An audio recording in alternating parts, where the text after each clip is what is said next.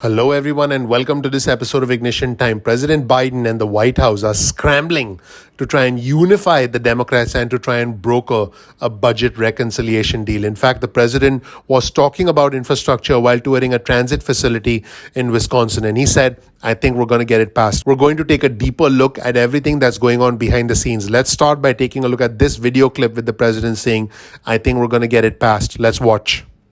We're going to be doing a lot of this bill passes, which because of your governor's help and because of Ron's help here, I think we're going to get it passed, and it's going to mean a lot overall to the quality of your roads and maintenance of your bridges and tunnels. And so it's a big deal. Clearly, there's a lack of unity amongst the Democrats, and there is some internal confusion. In fact, there are some Democrats who are openly saying that, hey, the Senate doesn't call the shots. Let's take a look at Congresswoman Alexandria Ocasio-Cortez, a Democrat from New York. She was asked about the bipartisan infrastructure compromise and a second reconciliation bill, and she said the Senate doesn't run the show. Let's roll the tape and watch.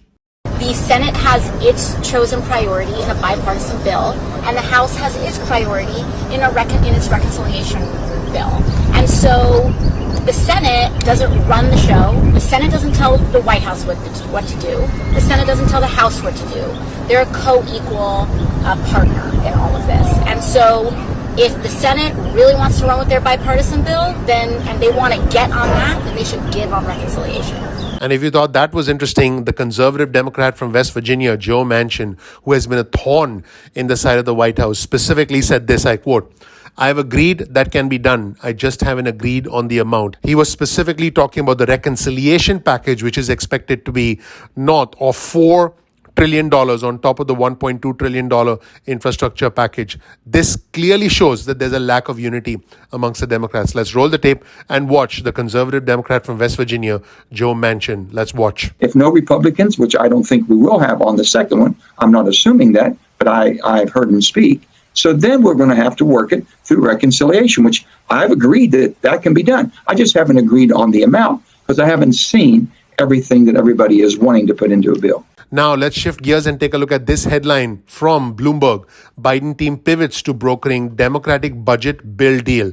Now, the next step for the economic agenda for the Democrats is to try and unify House Democrats. A lot of progressives and moderates are actually clashing on the vision for the reconciliation bill. In fact, here's a quote from Congresswoman Pramila Jayapal, who's from Washington. She said this, all of us have to talk to each other and figure out how we're going to move this forward. She said, we have been very clear about some things that are important to us. In the end, it's all in negotiation. A lot of progressives are not yet sold on the substance of the first bill, the infrastructure bill, which they say does not include enough climate change provisions. And now on the second bill, the reconciliation bill, well, they simply can't come to an agreement. In fact, you heard exactly that being said. In fact, you heard Joe Manchin specifically saying that right now the House is split 220 to 211 between the Democrats and the Republicans. So House Speaker Pelosi simply cannot afford to lose too many votes. Now, Jayapal said she has some flexibility on the overall cost of the second package, even though she supports a draft that was put forth by Bernie Sanders for a $6 trillion bill, half of which would be paid for by tax increases and savings from lower drug prices. That proposal would enact most of President Biden's American Families Plan, including free community college and expanded childcare support, as well as make enhanced child tax credits permanent and boost Medicare coverage while lowering eligibility to the age of 60. Jayapal said this, we obviously like the $6 trillion number, but understand it might be too high for some people. He cannot sign a bill unless we send it to him, so we still control the narrative. Pretty interesting comments. Now, let's take a look at Congresswoman Alexandria Ocasio-Cortez. She said this, show me the beef. And to me, the beef is cost of reconciliation in the Senate. Wow, that was as clear as it gets. Now, let's shift gears back to Manchin, who we showed you earlier at the start of this episode. He said this, I have agreed that can be done. He's referring to reconciliation. I haven't seen anything that everybody is wanting to put into a bill. So folks, there's still a lot of confusion amongst the Democrats. In fact, Michigan Congresswoman Elisa Slotkin, who's a member of the new Democratic coalition, said this, lots of people are kind of saying you need to make the call on whether you support something. Where's the document? Where's the thing we're going to read? I think a lot of my colleagues have already been talking about how they're going to have concerns on an additional package. So you can start to see this is not going to be easy at all. In fact, the House Budget Committee Chairman John Yarmouth is trying to find a compromise, and he said this: it's going to be tough.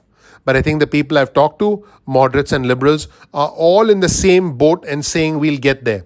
I can imagine that there are 4 people in this caucus who are going to ultimately vote against childcare, against the child tax credit, senior care, and climate change investments. So you can start to see, folks, that there really is a lack of unity amongst the Democrats. Let's take a look at this interesting quote from Democratic Congresswoman Debbie Wasserman Schultz from Florida. She said this: "What is easy right now? Can you think of a single thing that is easy? There are a lot of moving parts and members have a lot of priorities.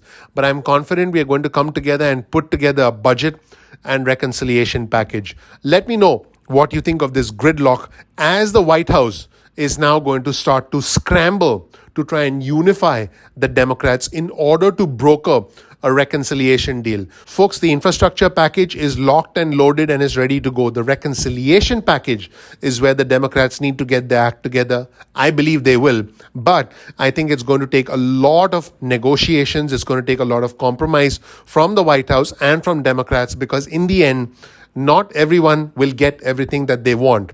I believe the best ideas come when the Democrats and the Republicans work together to move our country forward.